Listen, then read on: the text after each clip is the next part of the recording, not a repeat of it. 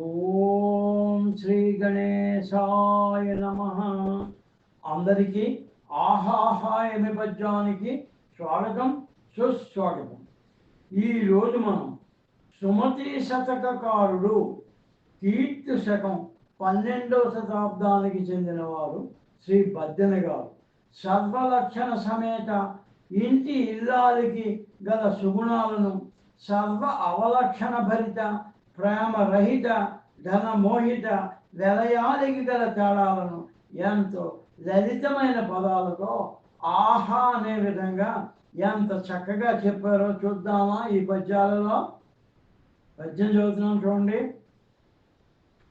పులిపాలు తెచ్చి ఇచ్చిన అలవడగా గుండె కోసి అరచేనిడిన తలపొడుగు ధనము పోసిన వెలయాలికి కూర్మి లేదు వినురా సుమతి.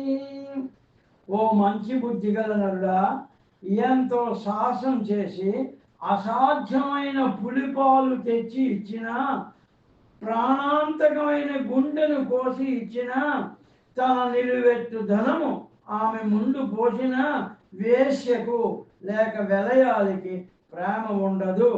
వేశ్య విధులను మార్చుతూనే ఉంటుంది, ఒక్కరినే ఎన్నడూ నమ్మి ఉండదు. ఆమె ప్రేమ కేవలం నటనని, ఒట్టి బూటకమని చెప్తున్నారు కవిగారు. మనకు కూడా చింతామణి నాటకంలో బెల్లమంగళుడు, సుబ్బిశెట్టి ఇలా మోసపోయిన వారే కదా. ఇక కులకాంతలు లేక పవిత్రమైన ఇంటి ఇల్లాలిని గూర్చి ఎంత చక్కగా చెప్పారో చూడండి.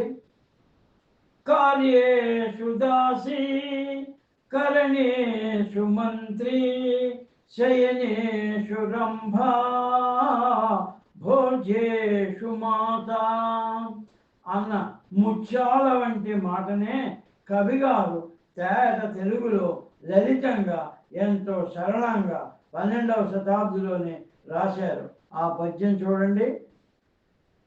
పనిచేయు నెడల దాసియు అనుభవమున రంభ మంత్రి ఆలోచనల తన భుక్తి ఎడల తల్లియున తన కులకాంత ఉండనగురా అని సుమతి అని చెప్పారు. సేవలతో ఉత్తమామ సంతసించగా అన్నట్టు సేవకురాలుగా, పడక గదిలో రంభగా, మంచి ఆలోచనలకు మంత్రిగా, భోజనం పెట్టే సమయంలో కన్న తల్లిగా కులకాంతలు లేక గృహిణులు ఉండాలని కవిగారి భావం. తెలుగు సాహితీవనంలో కవులందరూ స్త్రీలను, వారి ఉన్నతమైన విలువలను గౌరవించిన వారే అని మనకు అర్థమవుతోంది కదా ఈ పద్యాల ద్వారా. ఈ పద్యాలు మీకు నచ్చినట్లయితే షేర్ చేయండి, లైక్ చేయండి, సబ్స్క్రైబ్ చేయండి. మళ్ళీ మరో పద్యంలో కలుద్దాం.